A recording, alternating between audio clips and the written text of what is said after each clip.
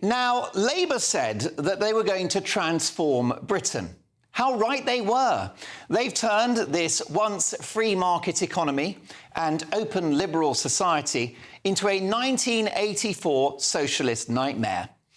They bashed arguably the most vulnerable group in our society, pensioners, 10 million of them, who will be shivering in their homes this winter. Well, frankly, they already are. How cold has it been this weekend? I think when Labour imagine what a pensioner is, they don't think of someone living hand to mouth, deciding whether or not to have a meal or to switch on the radiator. I don't think that's how they perceive pensioners. I think they think of Hyacinth Bouquet from Keeping Up Appearances in her posh end-of-terrace accommodation. They think of the Earl of Grantham from Downton Abbey, whose only concern is having enough bone marrow for his Labrador Isis. They think of millionaire Bake-Off star Mary Berry, whose only concern in the cold winter months is getting a soggy bottom. But that is not what pensioners are. Millions of pensioners have no real quality of life to speak of and live in effective poverty. It was a bizarre miscalculation by a party dominated by North London metropolitan groupthink. It's the same reason that the farmers have been treated so badly and thrown under the tractor by Labour. Why? Well, because when Labour think of the farming community, they think of 300 quid Barber jackets, 80 grand Range Rovers and sprawling country estates. Utter bollocks. Farmers live on valuable assets, which are of no value to them, as it's where they live and work. In spite of the often 24/7 toil, in all weathers, many farmers make less money than a primary school teacher. The same out-of-touch attitude can be seen towards wealth creators. This incoming Labour government's cabinet has almost no business experience. They are lawyers, public sector stiffs and career politicians who wouldn't know a business model if it bit them in the bum.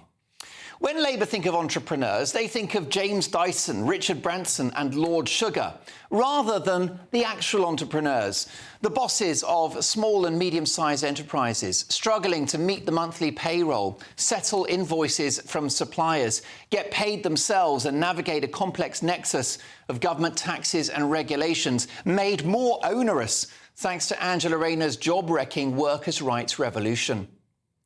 The national insurance raid on business, which the IFS have said will be paid for by lower wages, less recruitment, less investment and sackings, comes from the same mentality as an assault on private schools, which will see lower income families priced out of the sector, already adding to the burden of oversubscribed state schools.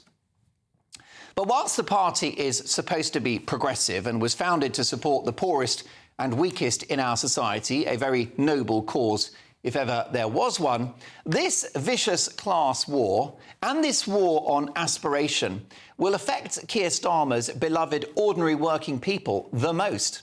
And that doesn't sound very progressive to me.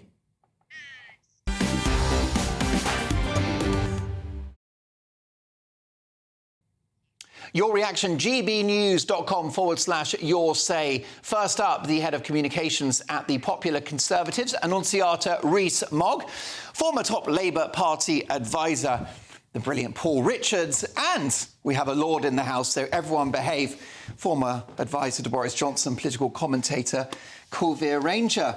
Keir, good to see you. Let's start with you on this one. I believe it's class warfare, which actually hurts the poorest most.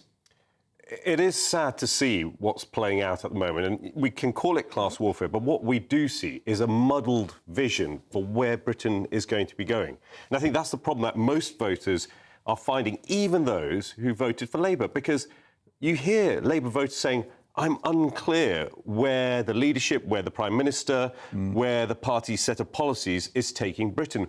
Yes, we can call out the class war elements of it, because, yes, well, you wouldn't call pensioners a class war policy, would you? You wouldn't call farmers... No, but I think Labour see pensioners as Hyacinth Bouquet in their sort of end of terrace semi. And I think that's part of the problem that and I think they think all the farmers are Jeremy Clarkson. Well, I think that's part of the problem that you were highlighting, that there feels to be a stereotypical approach to the people that they are governing. They seem to have these set views, and maybe that's inexperience. I think you were highlighting that from a business perspective. There does seem to be a lack of depth in terms of political capability within this Labour Party. Most of the people in that government have been there since Jeremy Corbyn was leader of the Labour Party. So there's a real set view that they have from a political perspective.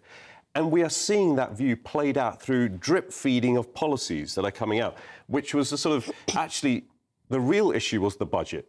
The budget was the one that everybody held their breath and said, OK, we can see these individual actions happening, but surely there's a plan for the economy.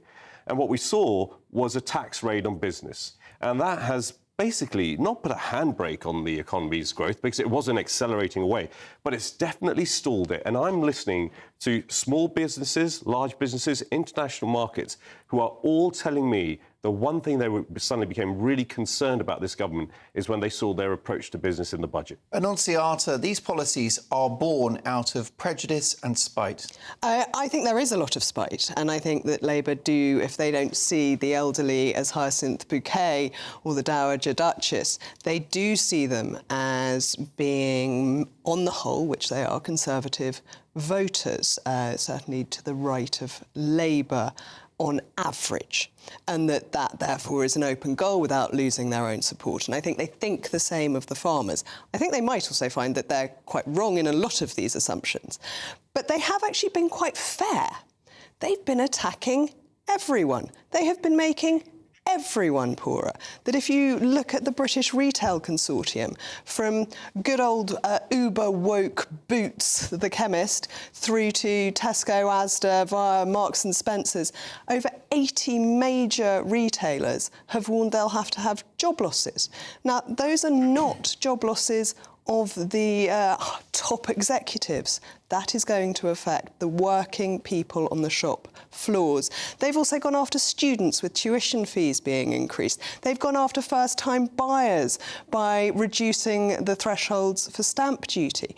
This has just been a pernicious budget, whoever you are, and it will kill growth and increase inflation. Now, Paul, I'm a floating voter. I have voted Labour in the past several times. I hope to vote Labour again in the future.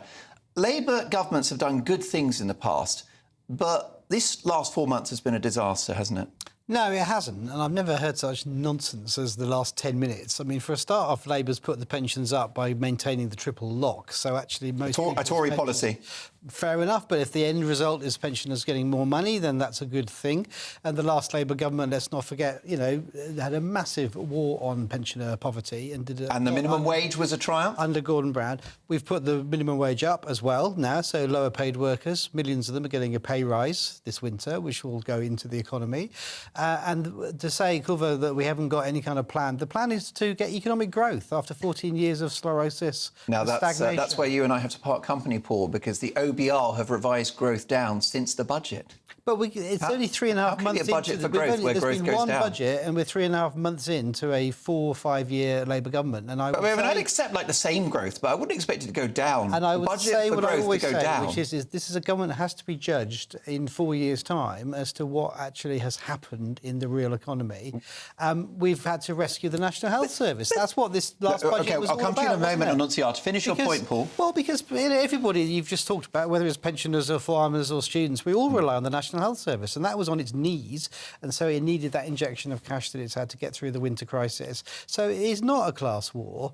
I think that's a... I mean, what about the farmers' policy? I mean, that would be a straight U-turn. Don't you think they should just drop that inheritance tax rate altogether on farmers? I saw some figures today suggesting that a third of those estates that might come into this are rich people have just invested in land. Here we go. More gaslighting. Paul, if it was only rich hedge funds that were benefiting... I said a third of them. Right, but if it was rich hedge funds... number is people dodging the tax. It's funny I should talk about hedge funds and farming, but anyhow, it's a different kind of hedge, isn't it? The issue is that these so-called millionaires who are using farming as a tax loophole... Like Clarkson. Why Why is Clarkson there?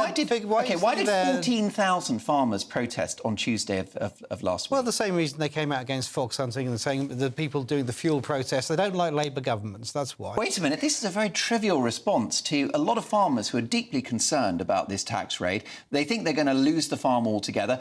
Some apparently are considering taking their own lives. A farmer told The Independent this week that suicides may go up. That's from The Independent newspaper. They've already got the highest rate that of may any go profession. up further because of the stress about this. Where's the empathy? Well, the reporting guidelines on suicide are that you can't speculate on people's motives for doing that. The Samaritans are very clear on this, so let's nail that. OK. But second of all, if you look at the actual numbers, it's a very small number of farms. Most farms are not going to be even taken in by this policy. No, I think it's a big mistake. That's the Treasury prediction. That is not DEFRA's prediction.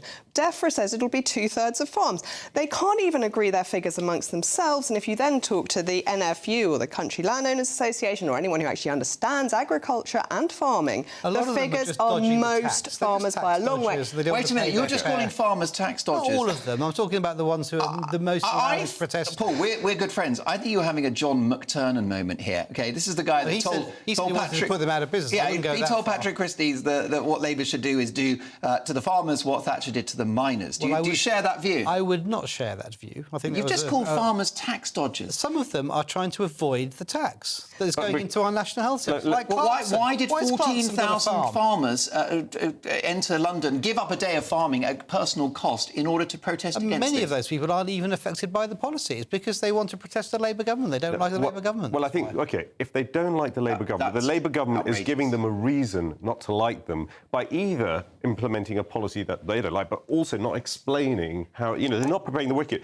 So they've annoyed the pensioners, they've annoyed the students, they've annoyed the farmers. Where's the vision? So, Paul, I'll be absolutely clear. The budget gave a sense of direction for 5 years that this government's going to be in play. And what it said was they're going to tax businesses more. Where is the growth coming from? If the ambition for this government is growth, it hasn't demonstrated, not just to me, but to the economic markets where it's going to come from. You don't get growth from a low tax, free market, because we tried that for 14 years and it didn't work. OK, well, listen, I tell you what, I think it's very clear that my pundits don't agree with each other, which is why we booked them for the show tonight. Sparks will fly this evening.